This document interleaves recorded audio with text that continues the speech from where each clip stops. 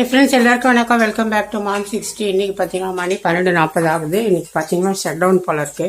எங்கள் வீட்டில் வந்து கரண்ட்டே இல்லை. 9 மணிலேருந்து எமர்ஜென்சி லைட்டு தெரியுதா பாருங்க. அதை வச்சு தான் இப்போ ஒன்றும் பெருசாக சமையல் பண்ணலை. சப்பாத்தி மட்டுமே போட்டுருக்கேன் டின்னர் பாக்ஸுக்கு என்னோடய பொண்ணுக்குமே. இங்கே வந்து வாழைக்காய்க்கு வறுத்தது கொஞ்சம் இருந்தது, அதை அப்படியே சூடு பண்ணிவிட்டு சாப்பிட கொடுத்துட வேண்டியதாக. அடுத்து ரைஸ் குக்கர் இல்லாததுனால நான் சூடு பண்ணலை.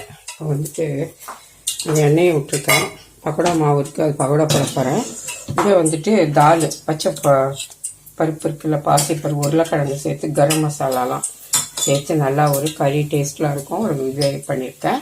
இப்போ வந்து டின்னர் பாக்ஸில் இப்போ வச்சு விட்டுடலாம். எப்பவும் போல் பையனுக்கு ஒரு 3 சப்பாத்தி, முட்டையும் ஒன்று தான் இருக்குது வீட்டில். அதை வச்சு ஒரு 2 பேருக்கு எப்படி நிறைவேற்றுறதுன்னு நான் அப்படியே விட்டுற போகிறேன் இன்றைக்கி. இவ்வளோதான், சப்பாத்தி வச்சாச்சு. அடுத்து இங்கே தால் வச்சுக்கலாம். நெய் போட்டு நல்லா சீரகம் போட்டு தாளிச்சிருக்கேன். ரொம்பவே சூப்பராக இருக்கும் அது. சப்பாத்திக்கு வந்து அவ்வளோ ஒரு டேஸ்டியாக இருக்கும் அது. இஞ்சி பூண்டு எல்லாமே சேர்த்து, தக்காளி தான், அவனுக்கு தான் தக்காளி வருது, நான் என்ன பண்ணேன். அவ்வளோதான் வச்சாச்சு. இங்கே வந்து என்னோடய பொண்ணுக்கு கொஞ்சோண்டு வச்சு விட்டுருலாம். அதில் அவள் வந்து சாப்பிட்டுப்பா. அவள் வந்து குட்டி குட்டியாக 2 சப்பாத்தி. ஓகேங்களா, அவ்வளோதான். அதுக்குள்ளே இங்கே இவ்வளோ இருக்குது பாருங்கள். இது எப்படி காலி பண்ண போகிறேன்னு எனக்கே தெரியாது. அவ்வளோதான், இது வச்சாச்சு. இப்போ இது அப்படியே மூடி வச்சுட்டு இப்போ வந்து அதுக்கப்புறம் நானுமே இன்றைக்கி ரைஸ் மதியானம் சாப்பிடல. காலையில் பழைய சாதம் ஒரு 2 பிடி இருக்கும் சாப்பிட்டேன். அதனால் 2 சப்பாத்தி ஒன்று எடுத்து வச்சுட்டேன். அப்புறமா நான் சுட்டு சாப்பிட்டுப்பேன். அப்படி தான் வந்து ஒரு வேளை காலையில் ரைஸ் எடுத்துட்டுனா மதியம் வந்து பார்த்திங்களா இப்படி தான் பண்ணிப்பேன்.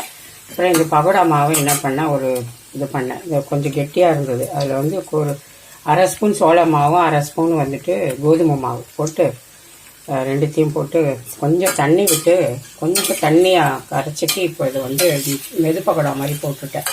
அது ரொம்ப இதாக இருந்துச்சு. அதுவே மீதி இருக்குது. சரி, ஓகே, இதை எடுத்துக்கலாம்.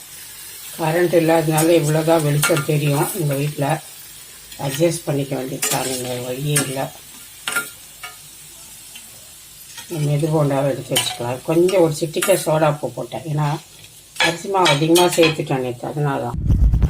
சின்ன சின்னதாக போட்டுக்கலாம். மினி போண்டா மாதிரி போட்டுட்டோம்னா நல்லாயிருக்கும், கரகரான்னு சாப்பிட்றது. இன்னும் கூட குட்டியாக போடணும். ஏன்னா எண்ணெய் கொஞ்சமாக தான், நேற்று சுட்ட எண்ணெயே தான் அது. அதனால் அதிலேயே வச்சு கொஞ்சம் கொஞ்சமாக சுட்டு எடுத்துக்கலான்னு. சும்மா எண்ணெயை ஊற்ற வேண்டாம் தான். வெங்காயம்லாம் நிறைய இருக்குது. இதே போல் போட்டு எடுத்துப்போம். இப்போ வந்து பார்த்திங்கன்னா பக்கோடாவே சுட்டு முடிச்சுட்டேன். அதாவது மெது பக்கோடா மாதிரி போட்டாச்சு. கருப்பாக இருக்குது, அது கரண்ட் இல்லாதனால தான். இப்போ இங்கே வந்து சப்பாத்தி, வாழைக்காய் வறுவலும், தால், அதுக்கு அடுத்தது வந்து இங்கே பக்கோடா, நல்லா மொறுமொறு பக்கோடா.